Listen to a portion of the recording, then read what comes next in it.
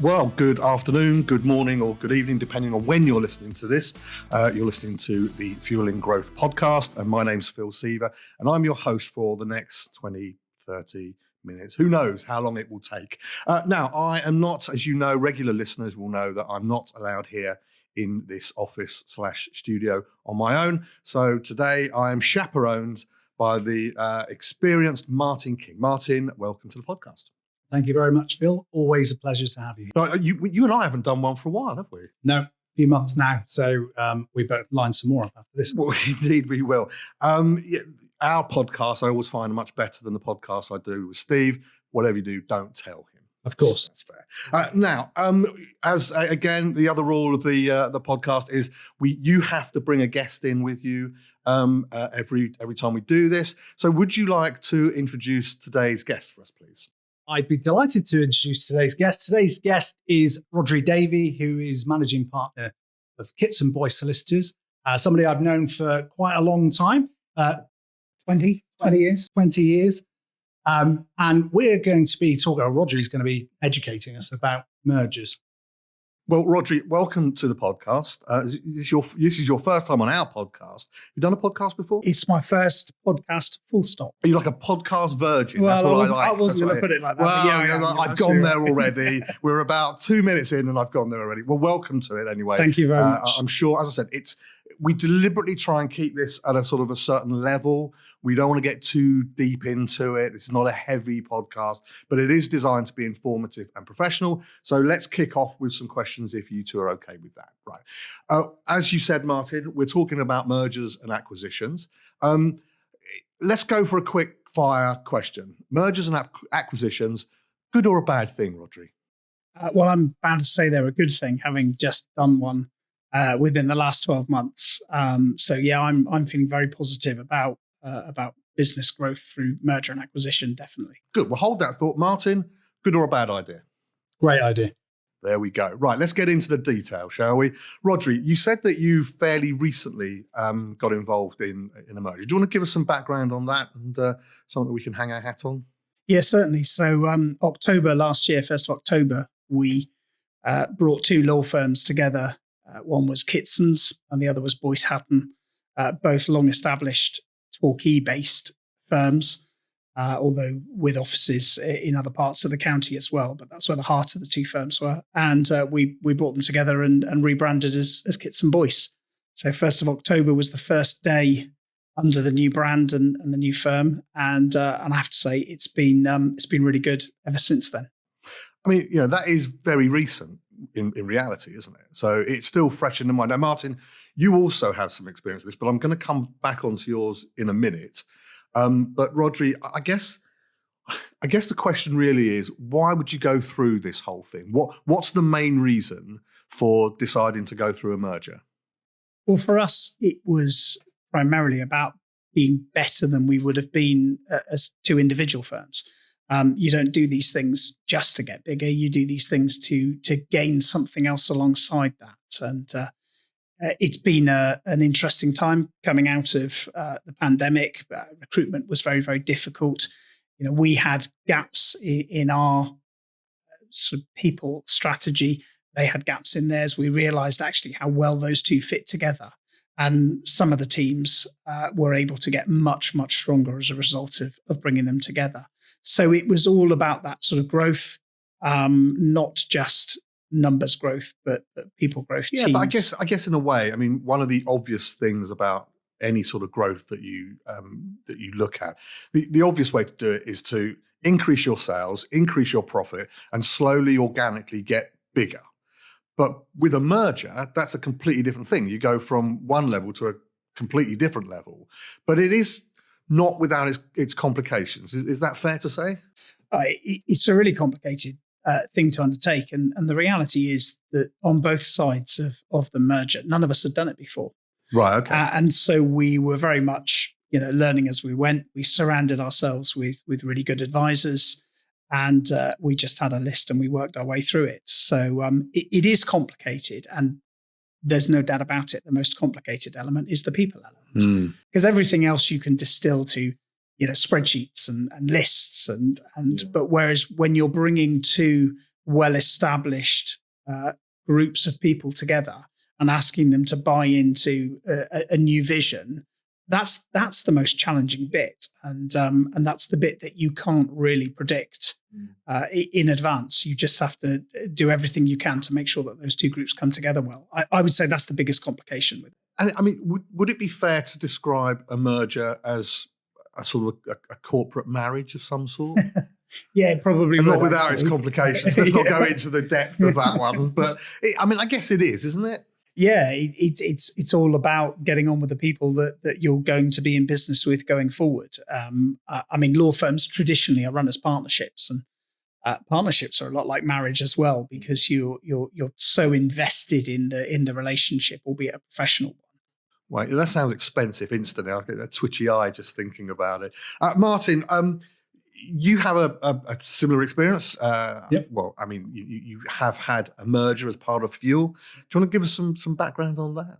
Yeah, so on a smaller scale to Rhodri's, we did some planning in 2019, looking ahead for a few years, and we quickly understood that our numbers were, our ambition was quite high, and actually then that pointed us to a couple of bits where we thought we could grow the agency. So what we wanted to do is grow out the service offering. So firstly, we picked up on a conversation with Victor, who now heads up our immersive team. So he had a business called Polygon at the time.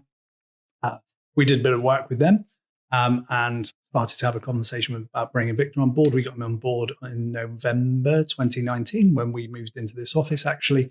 And at the same time, we were having a conversation with our directors, Ed and Alan, now, who are running their agency called the Ruckus.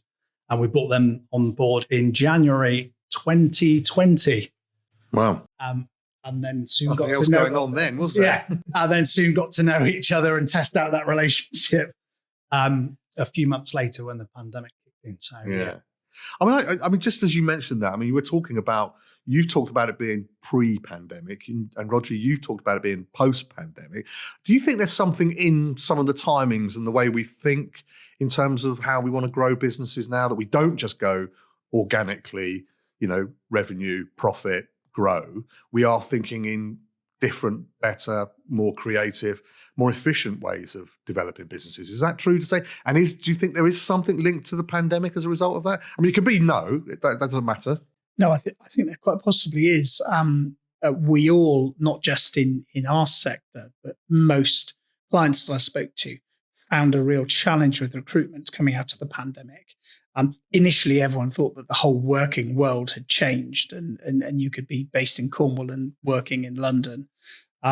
That seems to have settled itself down a little bit more now. But nonetheless, there was a lack of the right talent.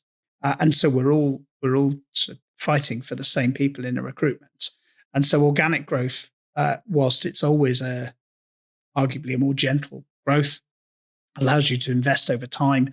That time span became much more spread out. And so I think there is definitely a lot more activity around, well, how can we lever ourselves into a better position in other ways other than purely organic growth, and merger and acquisition is one of those ways, and a very obvious one. I mean, it's interesting because, when we sat down 10 minutes ago, I instantly thought, well, you've got, as I've said, you've got organic growth, and then you've got mergers and acquisitions, and that's all about developing businesses and taking them on to that next level. But the two occasions that you've now touched on this, you've talked about people and recruitment. And it seems to me, it's almost as if I hadn't been thinking about that when I sat down here 10 minutes ago. And that actually people has become a much, much more important element of any business than I'd previously thought. And I think it probably was. And I think that's linked to the pandemic, if I'm honest. I think from our perspective on that pandemic thing, when I remember our conversations about mapping out how we're going to do things. And yeah, it just didn't change dramatically, but our whole way of working obviously changed dramatically. I can remember telling everybody to go home and work from home. But that does then test out your people, your culture, and all of those kind of things. And we come through that really well. I mean, that was, and what we learned in that, probably feeds into our 4-day week model now. There's another podcast on that, by the way. But we'll come back to that later. But do you want to mention the Britain's Best Boss thing again? No, is that what you're trying to shoot? No, I really. I know. Yeah. Okay, right. Let's talk advantages and, of course, disadvantages. So I'm going to go with advantages first, which, if you're not talking, you've got a chance to think about the disadvantages as well. Who wants to go first? Well, why don't we go with Martyn first, and then we might get something really insightful out of Rhodri. You've got about 30 seconds. Okay. Right, Martyn, let's go advantages of mergers. Definitely, from a client perspective, huge advantages in that, in terms of we increased our breadth of service and our depth of service. So our clients can work with us in more ways than they could before. And then we've grown our client base in that way. So clients led, I guess. But also, we talked about the team earlier, more opportunities, better quality of work, and all of that kind of stuff. I hope I'm not stealing too many. No, but something you just touched on, I think, is really important, because before we started this podcast today, before you arrived, Rhodri, we were talking about full service agencies and how they've evolved. And actually, the areas in which you've merged are in areas that you didn't have that offer before. Yeah. So if in the old school way of thinking you were looking to increase your basket spend with your clients, you're suddenly via two mergers, offering something that you just didn't offer before. Yeah. So rather than going somewhere else and getting it, you're offering it here, and therefore you have a better relationship with your clients. You're able to offer them more. So I think, that is an obvious, very obvious advantage to it. Now, Rhodri, I'm not going to go to disadvantages first, but I am going to go to advantages of a merger first, and then Martyn's got a chance to think about his disadvantages. Does that make sense? Yeah. I think Go on then. It's I mean, our perspectives are slightly different, because we didn't so much broaden our services or get new areas. We complemented what we already had, and we brought strength on strength to make an even greater offering. I mean, one case being our corporate team. We had strong corporate teams, but together and with the employment side of things, that whole offering to businesses, it genuinely is that 2 add 2 is more than 4 in those circumstances. And that's not unique with that team. I think the advantages for us have been around people, and I promise I'm not just linking back to your earlier question, but coming out of the pandemic, people coming back into the workplace, people need to get excited about something. And in a people-led industry like law or any other professional services, we don't make anything. There are no factories churning out things that we can say, look, aren't we really proud of that? So you have to generate that pride amongst your colleagues in other ways. And what we've undoubtedly found is the opportunity to rebrand ourselves, put ourselves out there, think again about what type of business we want to be, what type of work environment we want to be, has allowed us to have that sort of community within the law firm, sense of pride in what we do. And I think one of the reasons that we have enjoyed such a successful merger is because throughout the entire firm, people got behind it and people were on board with it. I can see that. I mean, the only reason I'm hesitant, I've just realised that I've asked you both to answer a question about what the disadvantages are. And so I'm going to ask you now, but equally, you are in that marriage with these people now. It's like saying, Martyn, you're happily married, but what's wrong with your marriage? Which, of course, I'm sure Louise wouldn't be massively happy with us broadcasting that. However, what I will say is let's deal with some strategic disadvantages. So do you want to go first, Martyn? You, Rhodri, have the advantage of a bit of time on this. It was strange because as Rhodri was doing his advantages, if we run this back again, you'd see me sort of thinking about that. And then going back to that sort of marriage bit, there is a sort of strange stage where you have to make a proposal to these people, right? Right. So but that all went obviously very well. Anyway, back to the down on one knee, that sort of thing. yeah. Back to the Krista Berg, Lady in Red, playing in the background. How did you know? Sorry, that definitely would have worked for Alan in our business. So the disadvantages are quite interesting. Actually, they're more of a challenge on the leaders in the business, in the sense that you have to accept that you can't just spreadsheet this together, right? And so it's not a disadvantage, but it places a big onus on the leaders of the business to really concentrate on making sure that comes together really well. So it takes up a lot of leadership time, and so it should, by the way. But and I've seen it in other areas where I've either advised clients or worked in-house in organizations who've been through mergers. A lot of them tend to underestimate how long that whole thing takes. Yeah. And for a period of months and probably years, you're still learning to make that relationship work. So that's probably the biggest disadvantage I can come up with. Now, Rhodri, you've had 2 minutes to think around this very tricky, awkward question, which in hindsight I maybe wouldn't have asked. But any disadvantages for you? I absolutely agree with what Martyn says. You've got to put so much time and energy into it. But I'm going to turn your question around, actually. But even that was an advantage because we'd spent a long time reacting to things that were happening out there. The opportunity to put your energy into something that was really positive and really growth-led was really good.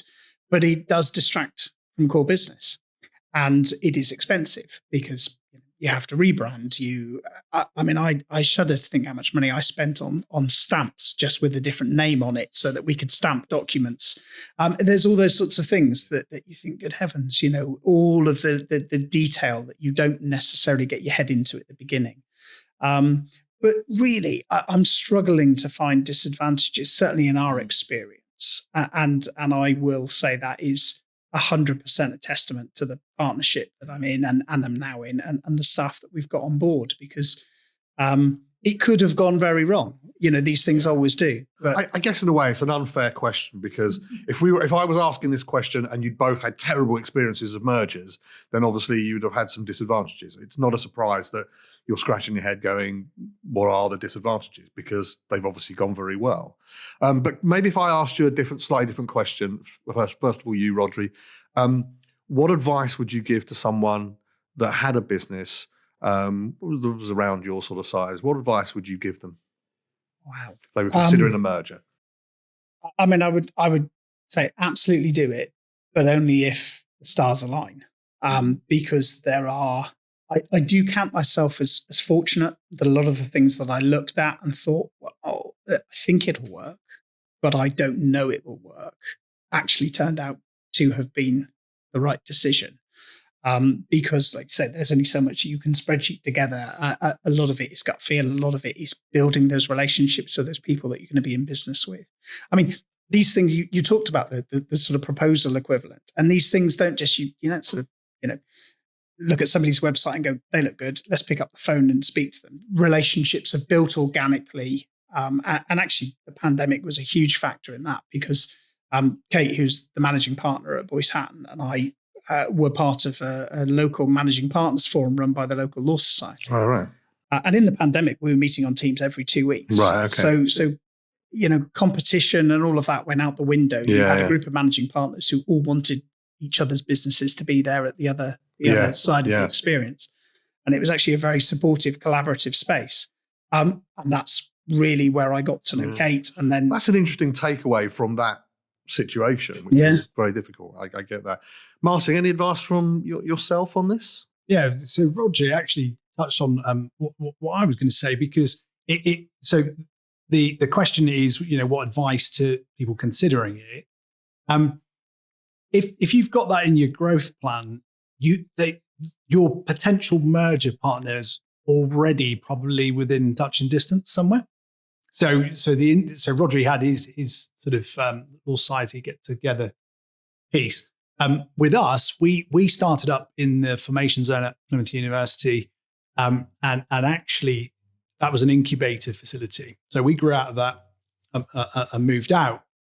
But it's interesting that both of the businesses I talked about earlier were also went through that incubation area. So we knew each other from networking circles and actually had the opportunity of working together. It wasn't just something cold that we brought together. So yeah, they're probably, those relationships probably exist, and it's always worthwhile having a exploratory conversation with people about their growth plans. That's probably a good way of doing it. In a way, it's a bit like, if you're in the room with these people that you end up merging with, that's a much easier than sort of sitting down with, looking online and going, who could we merge with today? It's not that sort of thing. Yeah, it is. Chances are you know your wife already before you get married, sort of thing. And in a similar way, you've probably encountered, whether it's through work or through a network, that you know these people who you're probably going to merge with, and you end up talking and discussing and think, actually, maybe there's something in this. That's probably quite a simplistic way of looking at it, I'm sure. I think that's spot on. Absolutely spot on. Okay, well, let me ask you a more telling question that is, as we approach the end of this, more of a quick fire question. So to you, Rhodri, would you do it again? 100% yes. Martyn? I was going to say if the circumstances. Well, hold on. Well, actually, let's deal with that. If, give us the if. Yeah, you've got to know what you want out of it, because otherwise you're chasing something for the sake of chasing it. We had a partners conference last week. Martyn came along as part of that, and out of that came some really clear idea about what we don't want as much as what we do want, not just on merger and acquisition, on growth generally. So yeah, I would 100% do it again, but not at all costs. You've got to look at it and go, that's the right thing for us. It's strategically aligned, and the culture piece will come together. So it's a yes, but. And it is the culture piece that I think is massively important here. Oh, I mean, you could, in theory, you could say, well, look, we're a similar size, they're a similar size, we could get together and everything would be great. But if the culture fit isn't right, it's going to be a disaster. Sure. Every time. Martyn, would you do it again? Yep, I would. Probably not on the cards for us. We've got a plan out to 2026. It's not currently on the cards for us. That'll be through organic growth, but I would never say never. And that might be part of when we plan ahead again. It might be part of that. Never rule that out, because it has worked really well for us. And I'd probably pick up on a couple of points. Actually, Rhodri said earlier, but I talked about a lot of time.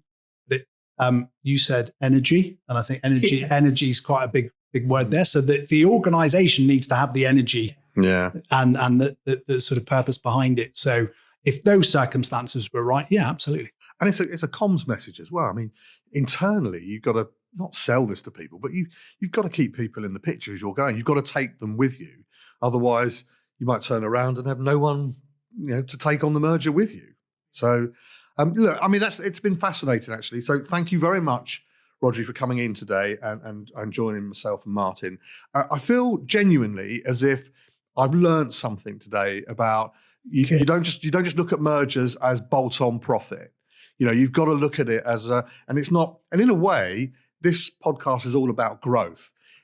What we're talking about with mergers is, yes, there is a benefit to growth with a successful merger, but in reality, it's a whole lot more. It's as we said, it's a cultural marriage of businesses. So thank you very much for your time today. I really appreciate it. Martyn as well, thank you very much and for the record, you are happily married, aren't you? I am. Right, okay. And presumably you and I are as well, Rhodri. So look, absolutely. Let's get that in there so none of us are in trouble when we get home after this podcast. Thank you very much for coming in, gentlemen. Yeah, thank you for having me. And ladies and gentlemen, if you are listening, listen out for our next one. If you can check out our other podcasts as well, there are quite a few of them, all linked to growth that we've been doing as with Fuel, and they seem to be working very well. So, Rhodri, thank you for coming in, and we'll see you again soon. Thank you very much. Thanks.